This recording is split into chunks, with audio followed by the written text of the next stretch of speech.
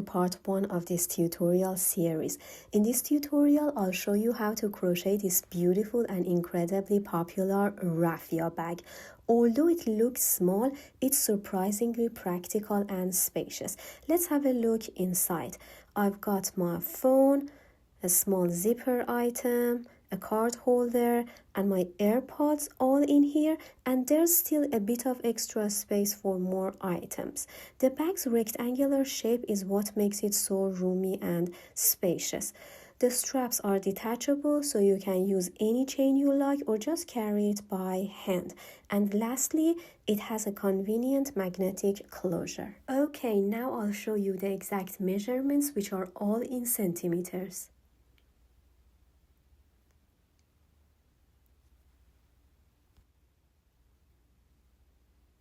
And next, let's talk about materials. You can find the raffia and hardware I'm using on my website at azizamraffia.com.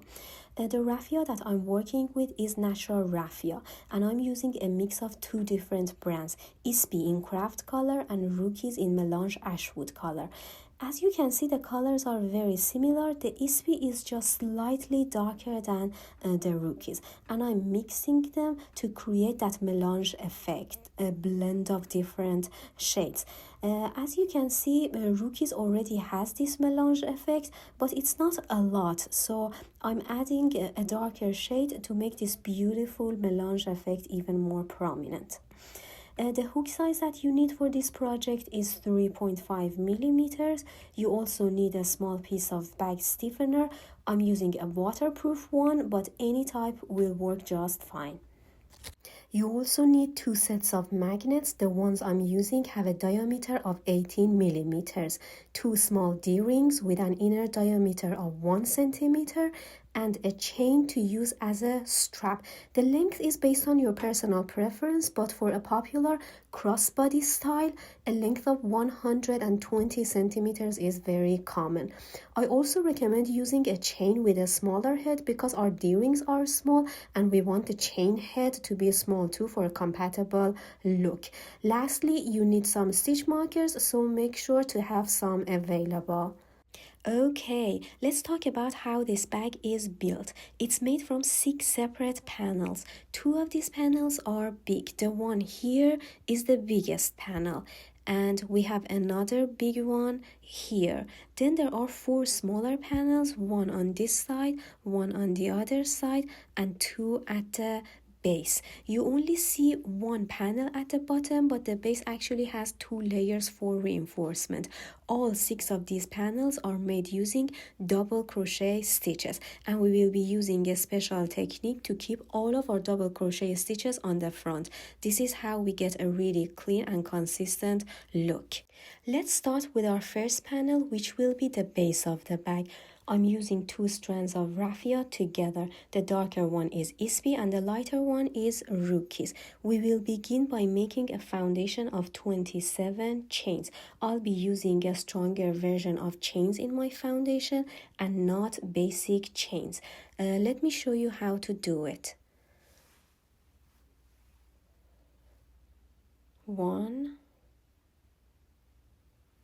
2,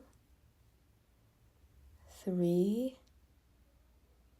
4, and 5.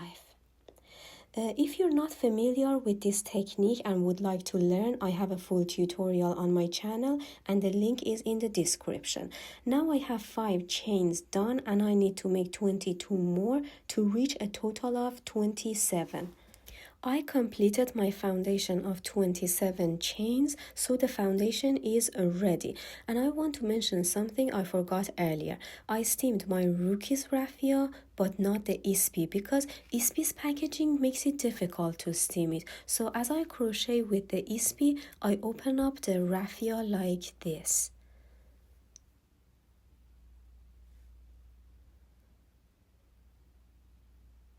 I recommend you do the same thing because it helps your stitches look fluffier and fuller. Alright, let's start the first row of double crochet stitches. To begin, chain 2, basic chains, then yarn over, Skip the first chain in your foundation and into the next one, insert your hook into this space and pull up a loop. Now I'm going to use a technique that I call the traveling yarn technique, and I'll demonstrate it.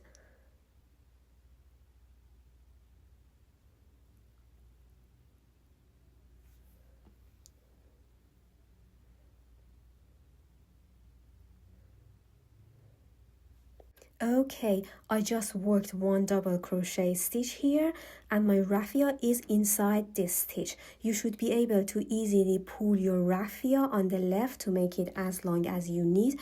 The other end of your raffia stays here on the right side.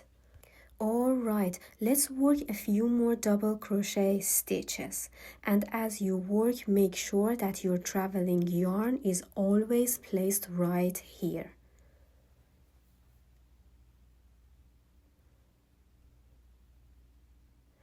By the way, if you're interested in this technique, I have a full tutorial on it and I'll put the link in the description.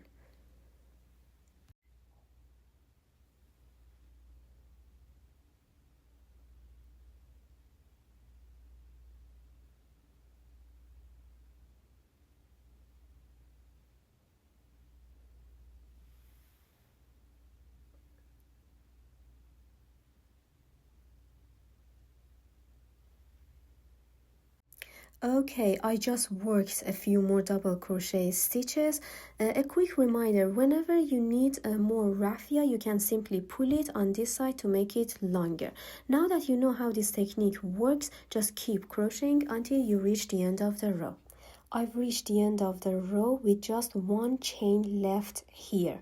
Before we finish, let's pull the raffia to make sure it's moving smoothly and isn't stuck. Great. Now insert your hook here into the last chain of your foundation. Put your traveling yarn on your hook like this. Then use your working yarn, which is this one, and pull up a loop.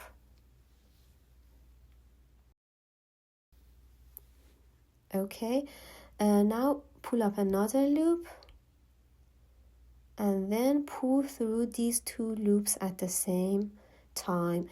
We just finished row 1, and as you can see, we have a lot of raffia on this side, but it's not a problem because we can pull the raffia on the other side and it's gone. Okay, when pulling your raffia on this side, don't pull it too tight. Actually, you should let the traveling yarn be relaxed and easy in your work. Okay, remove your hook and put a stitch marker into this loop. Now this is what row 1 looks like. This is the top of my work and this is the bottom. As you can see, they're identical. I have something like 2 chains at the end of the row here and 2 chains at the beginning of the row. Okay, let's begin row 2. The technique we used allows us to keep raffia on this side, so we don't need to turn our work over. This means row 2 starts on the same side as row 1. Let's get started. We started row 1 with 2 chains. Do you remember?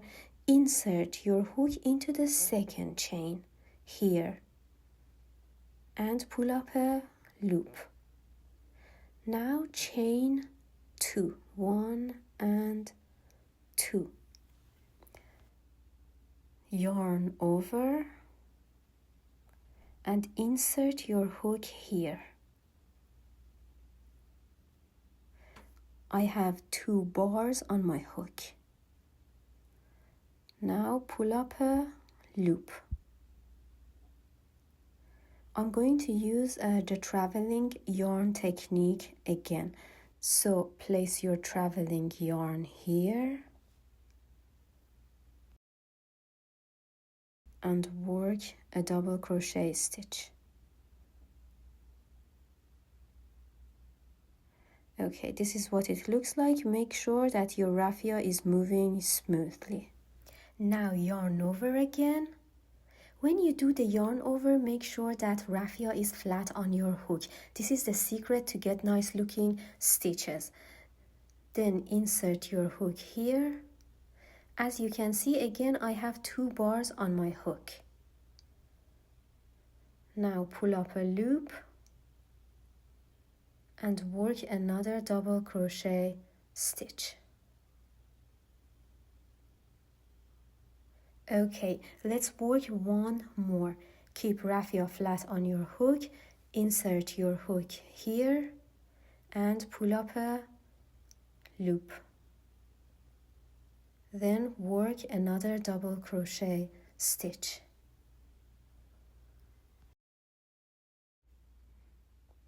I'm going to work a few more double crochet stitches without talking so you can watch and follow.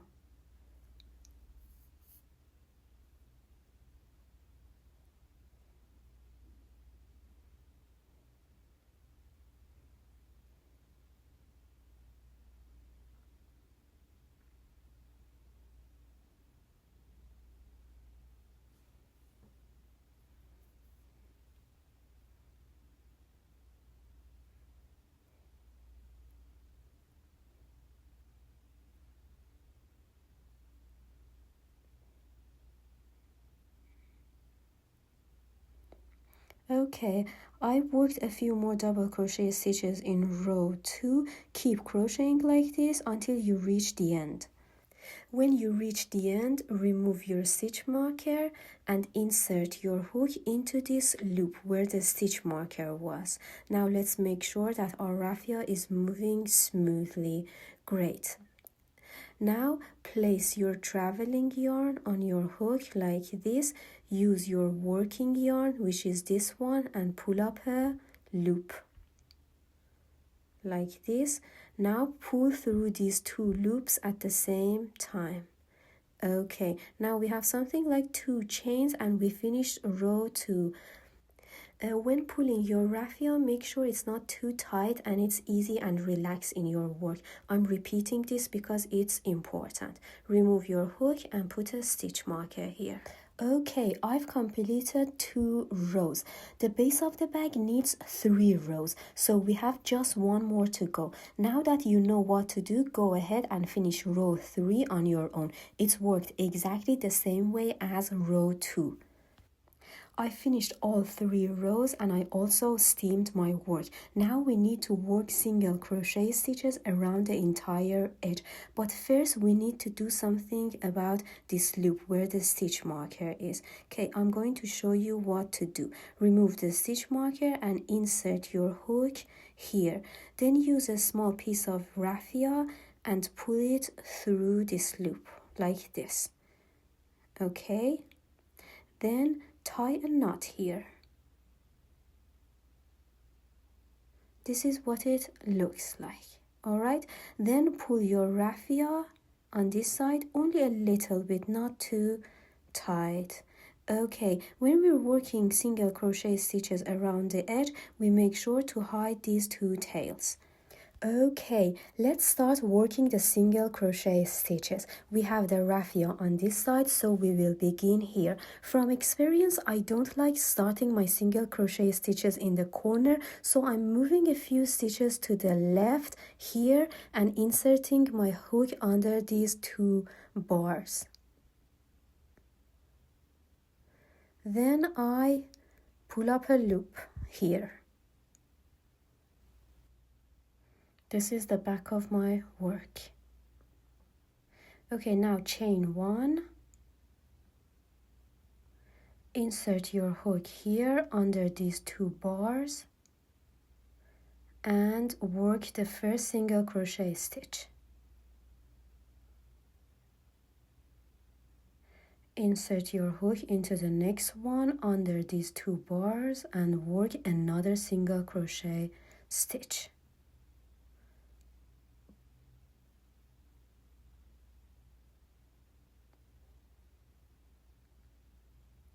Okay, and from here I want to start hiding this tail, so we keep working single crochet stitches, making sure to hide this tail as we work.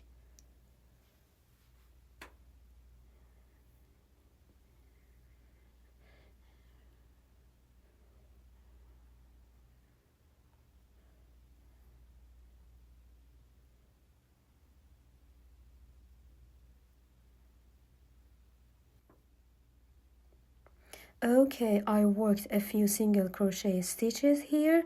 Keep working single crochet stitches, making sure you hide this tail until you reach the end.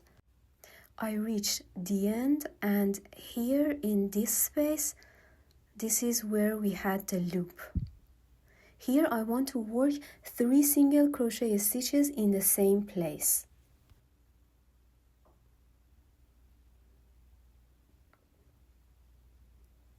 One,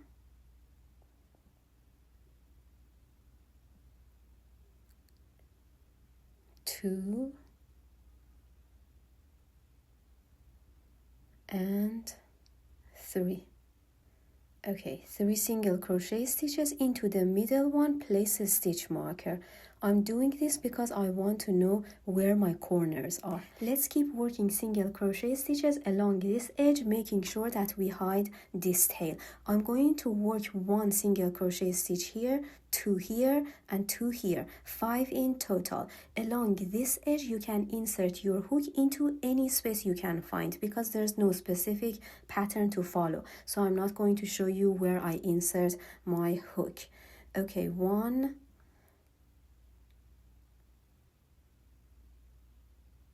2,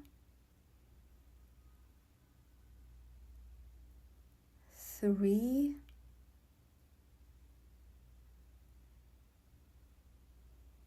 4, and the last one, 5. Okay, we arrived here at the corner, and into this space I want to work 3 single crochet stitches in the same place.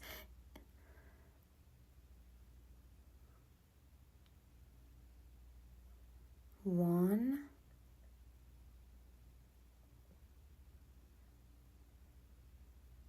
two, and 3. 1, 2, and 3. Into the middle one here, place a stitch marker. We're going to keep working single crochet stitches along this edge, and you need to insert your hook in these spaces when you work your stitches.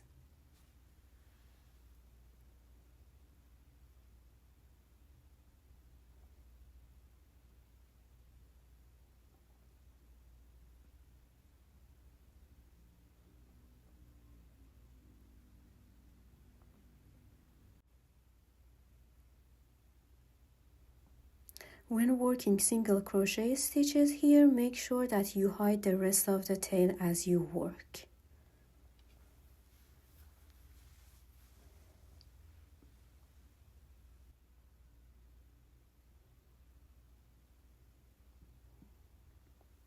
I worked a few single crochet stitches along this edge.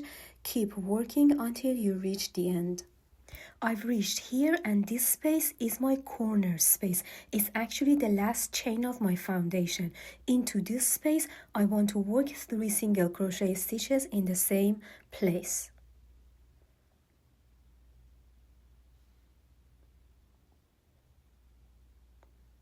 One,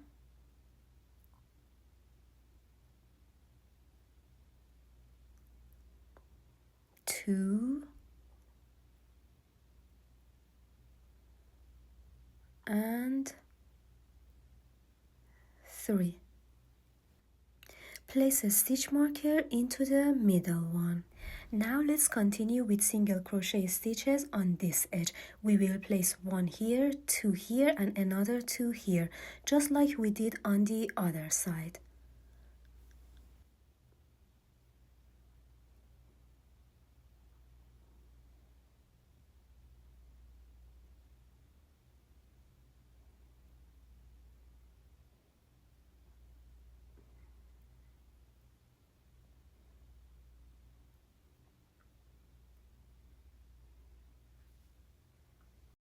I finished the 5 stitches, and now I've reached the corner, but the corner space is a bit hidden. Let me show you where to find it. Look, this is the first double crochet stitch of your row. You can see 2 bars on top of it. Don't go into this one, go into the one before it. If you remember, we started every row with 2 chains, and this space is actually the second chain of those 2. Insert your hook here. This is your corner space. Now we will work 3 single crochet stitches into this same space.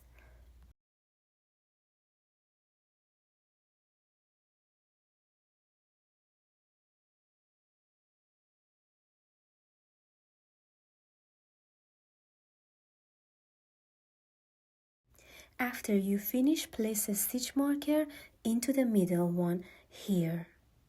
Okay, as you can see, we have just 3 more single crochet stitches to go to finish working around the edge.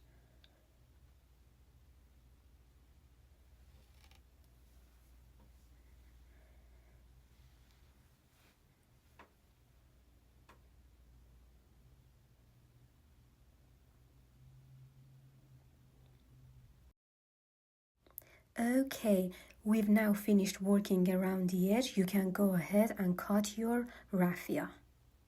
Then pull it through the last loop. Here, there's only one small thing left to do. Use your tail and your needle to join the first stitch of the row to the last one. I'll demonstrate this silently.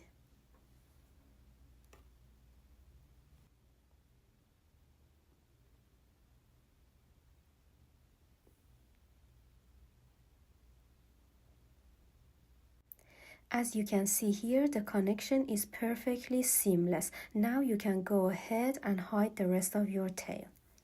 Okay, let's do a quick count. You should have 27 single crochet stitches on this edge. This number includes the stitches between the stitch markers, not the ones with a stitch marker in them. Okay, 1, 2, 3, 4, 5, 6, 7, 8, 9, 10, 11, 12, 13, 14, 15, 16, 17, 18, 19, 20, 21, 22, 23, 24, 25, 26, and 27. Perfect. On the other side, you need to have the same number, 27. I've already counted mine, and it's correct. Okay, now let's check the shorter edge. You should have 7 stitches in total on this side. This number includes the stitches between the stitch markers, not the ones that have a stitch marker in them. 1, 2, 3, 4, 5, 6, and 7. You'll need to have the same number, 7 stitches on the other side as well. My counting confirms I have a good rectangle, and I'm happy with the shape. As you can see, it's a little bit twisted, but it's usual. It's actually the nature of raffia panels to twist like this. So when you make crochet panels with raffia, steaming is essential. You need to steam your panels to get them nice and flat. I'm going to steam this panel and show you the result. Okay, I've steamed my panel and this is what it looks like. It's now flat and has a good form. Now that you know how to make a perfect raffia panel like this, you've learned the most important part of making our bag, because the rest of the bag is simply making more of these panels with different sizes. Alright, finishing this panel brings us to the end of part 1 of our tutorial.